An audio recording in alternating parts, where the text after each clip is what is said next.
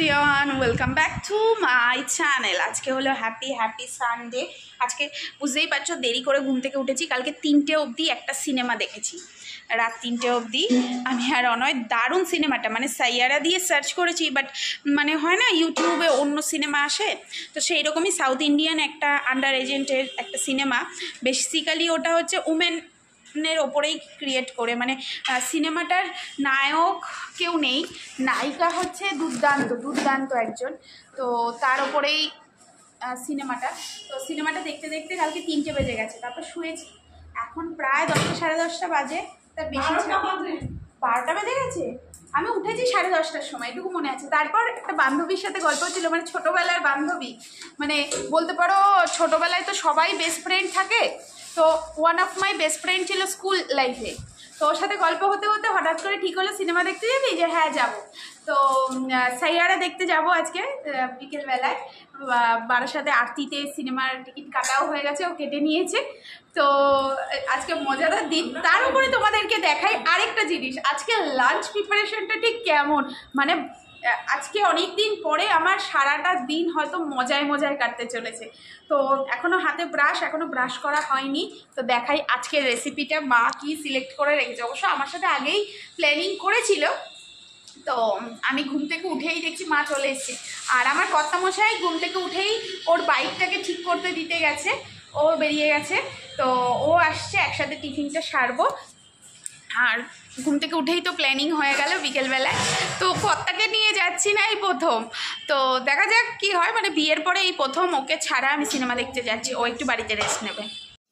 আর এদিকে দেখো মা নিয়ে চলে এসছে ইলিশ মাছ, কারণ মায়ের আজকে খেতে ইচ্ছা করেছে ইলিশ পোলাও। মা হয়তো কাউকে দেখেছে রেসিপিটা রান্না করতে, তো মা আমার হাতে আজকে খাবে। তো ইলিশটার সাইজ মোটামুটি ঠিকঠাক, খুব বেশি বড় মাছ নয়, একেবারেও ছোটো খোকা ইলিশ নয়। আর এদিকে চিকেনও চলে এসছে, আর জিনিসপত্রও নিয়ে চলে এসছে মা, কারণ আমিষ রান্না যেহেতু বাড়িতে, সেই কারণে। আর আমি সব দেখে টেকে চলে এলাম ওপরে ছাদে, কারণ অনেক দিন এই ঠাকুর ঘরটায় আমি আসিনি।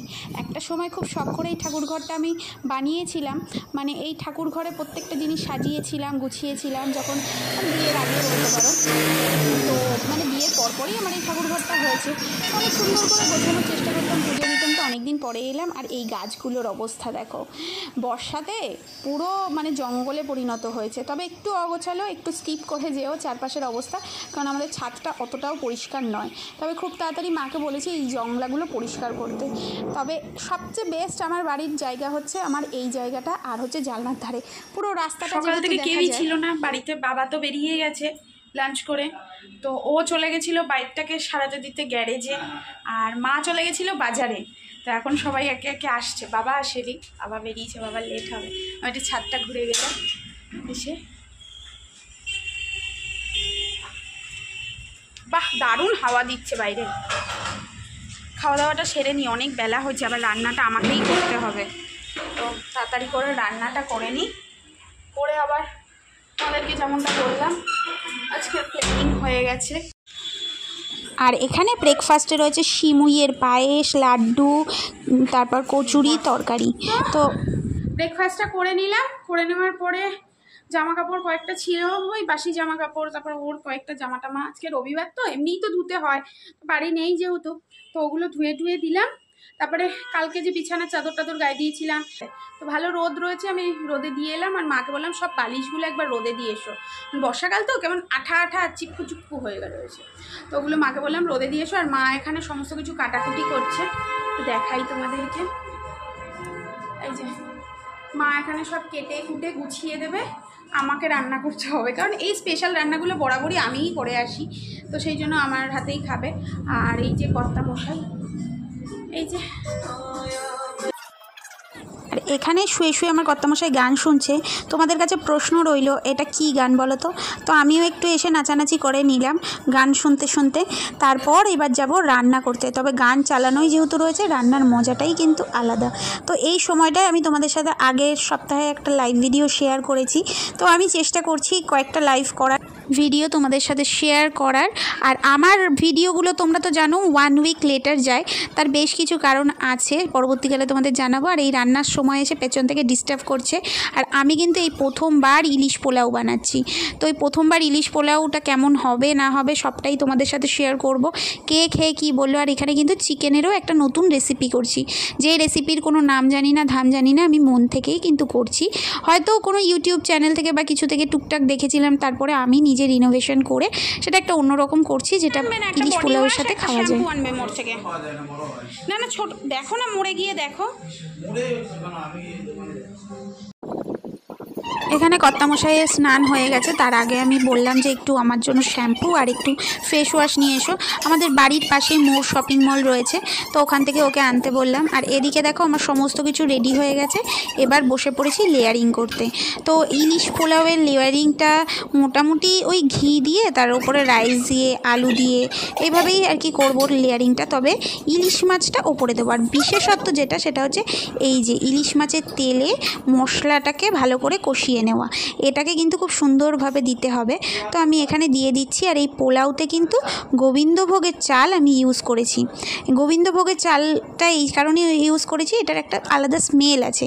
তবে হ্যাঁ, বাংলাদেশে যে চিনি গুঁড়া চালটা ওটা যদি হয় সেটার জন্য খুব ভালো হবে। তো এখানে আমি সুন্দর করে সাজিয়ে নিচ্ছি। আর এখানে ক্যামেরা করছে আমার মা, যে প্রথমবার মনে হয় আমার জন্য ক্যামেরা ঠিকঠাক করে করছে। তো তার মধ্যেও দেখো আমি এখানে নিচে ভাত অনেকটা ফেলে দিয়েছিলাম। যাই হোক, ঝটপট করছি, অনেকটা বেলা হয়ে গেছিলো জানো তো এই দিন খেতে খেতে। আর আমারও এক ঘুরতে যাওয়ার রয়েছে, আমারও তাড়াহুড়ো রয়েছে, আমি এরপর স্নান করব, তারপর খাবো। তো এখানে ইলিশের তেলটাকে ভালো করে দিয়ে দিলাম। আর ইলিশ মাছগুলো কিন্তু আমি একদম ওপরে দেবো, যাতে বেরেস্তাও বানিয়েছিলাম, বেরেস্তাটা দিয়ে দিচ্ছি, যাতে কি হয় মাছটা না ভেঙে যায়। কারণ চিকেনটা যেমন কি তুলতে অসুবিধা হয় না, কিন্তু মাছটা তো নরম, ভেঙে যেতে পারে।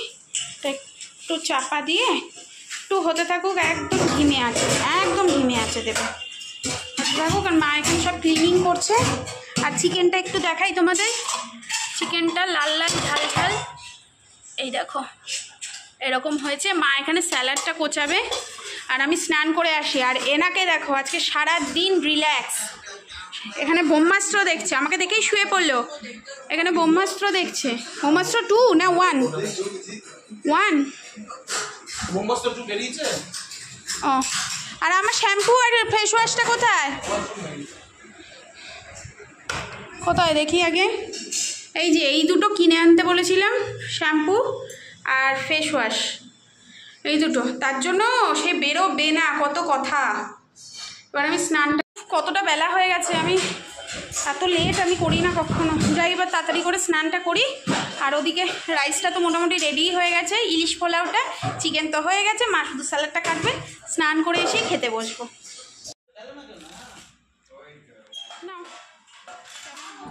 বাপের বাড়ি এসেও দেখতে পাচ্ছ তো শান্তি নেই। রান্নাটাও যেমন করেছি, মা বলছে এবার বেড়েটাও ধুই দে।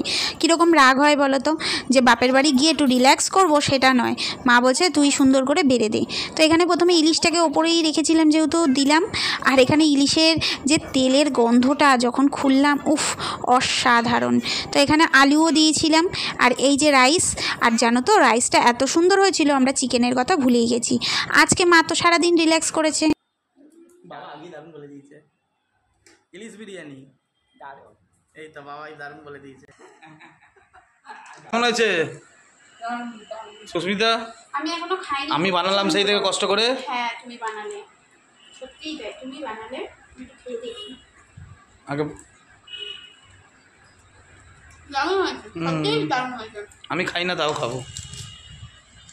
ভুলেই গেছিলাম মাংসের কথা, এত সুন্দর হয়েছে ইলিশ বিরিয়ানিটা যে ভুলেই গেছি মাংসের কথা, যে মাংস দিয়ে খাবো। এত সুন্দর হয়েছে। কি এটা মাছের ডিম?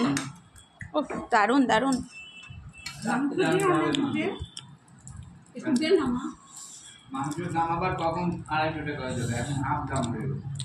এখানে কত এখন?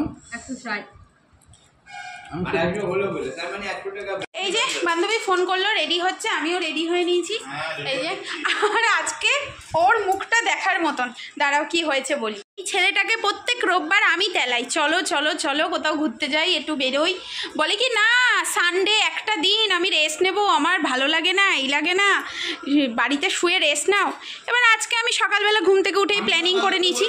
তুমি সিনেমা দেখার কথা বলেছিলে, বললাম যে না সিনেমা কি দেখতে যাব না সেরকম কিছু। এবার বান্ধবীর সাথে এতদিন পরে হঠাৎ করে কথাবার্তা হলো, সকালবেলায় আমি প্ল্যানিং করে নিয়েছি। এখন বলছি হ্যাঁ রবিবার একটা দিন ছুটির দিন, হ্যাঁ আমি বুঝতে পারছো একটা দিন ছুটির দিন আমারও বেরোতে ইচ্ছে করে, আর অন্যান্য দিন আমাকে নিয়ে বেরোতেই চায় না। দেখো তো ড্রেস আপটা কেমন হয়েছে, দেখো ফালতু লাগছে।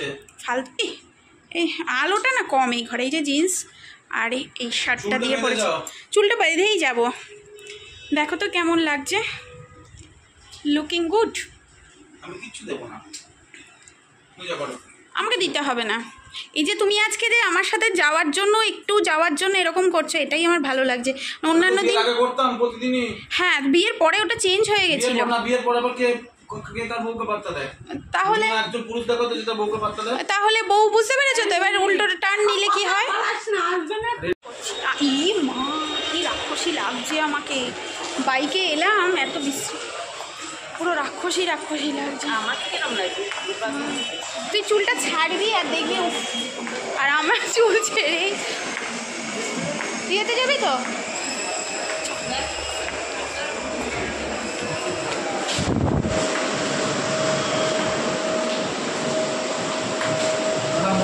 লেপন পড়ে গেছে কোনো।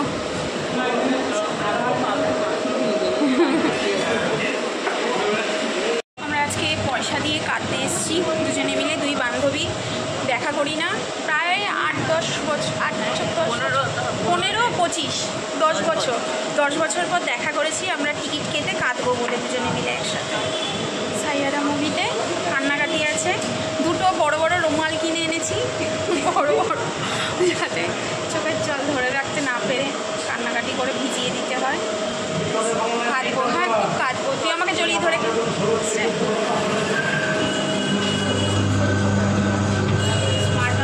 আর আমরা সেজে গুজে খুব সুন্দর দেখাতে এসেছিলাম। মাধুরী দীক্ষিত ঐশ্বরিয়া এসেছে, রাস্তায় বাইকে করে আমি চুল ছেড়ে এসেছি আর ও পেছনে বলেছি।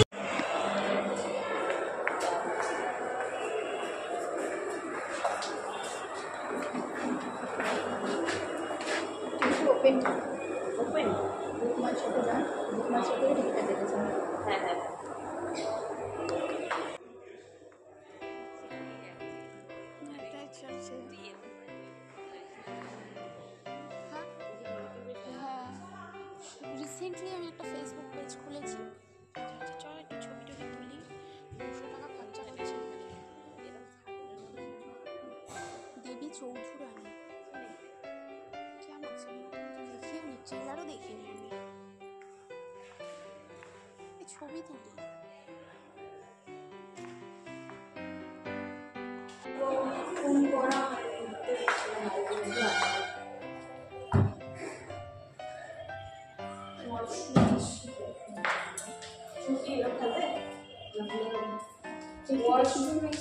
থাক একটু একটু ইয়ে কর। তো আমরা এসে একটু আগে আগেই এসেছি ইচ্ছাকৃত, কয়েকটা ছবি টবি তুলবো, কয়েকটা সেলফি তুলবো।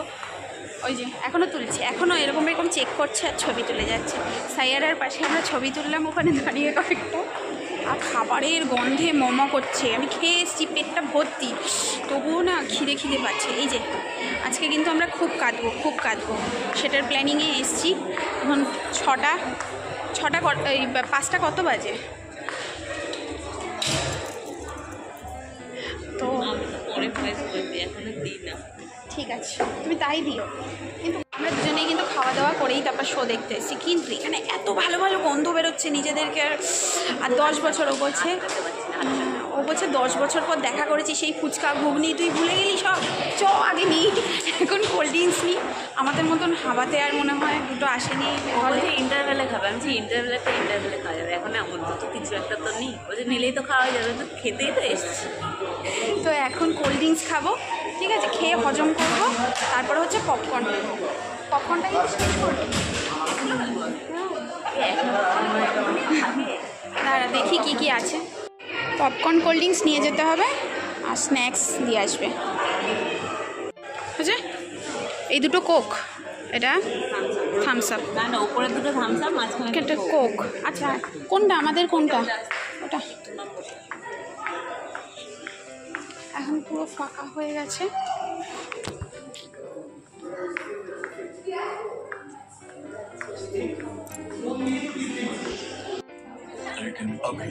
শুরু করে দিয়েছে এখনো পর্যন্ত। ভাইরাল লাগে সিনেমা শুরু হচ্ছে, খাওয়া শুরু হয়ে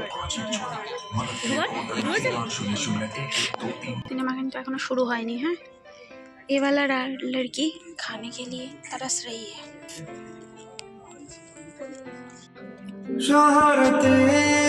तो नहीं তাহলে তুই আর কি বললি?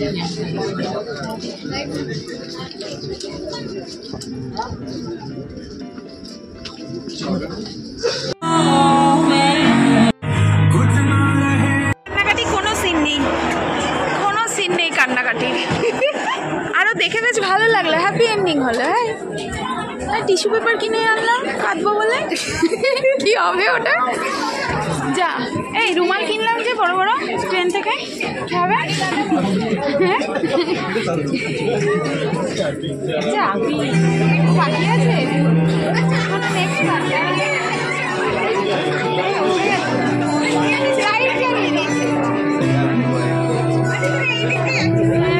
একটুও কাঁদিনি আমরা, মানে নেক্সট পার্ট ভালো লাগছে। মানে মিউজিকটা খুব সুন্দর, মানে মিউজিকের কান্না হতে পারে, তাই না বল?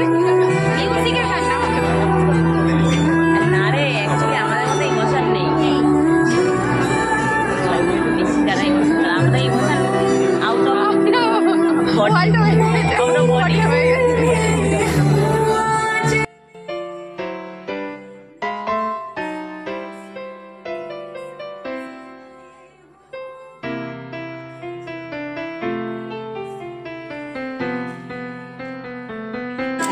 এবার শেষ হয়েছে আমাদের শো কমপ্লিট। এবার নিচে গিয়ে একটু ওয়েট করব, কারণ আমার বর এখন বাড়িতে রয়েছে, ও আসবে। আমরা আবার দত্তপুরেই যাব। এটা চলছে না, ভগবান।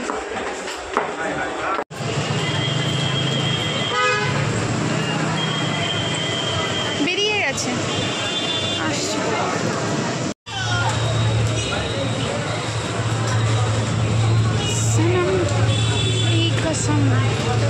কই গেলি? গাড়িতে যাওয়া যাবে না ভাই, বৃষ্টি করছে ভালো এই দেখ। বুঝলাম, বলছি শোনো, বলছে বাইকে তো যাওয়া যাবে না, ভালো বৃষ্টি পড়ছে।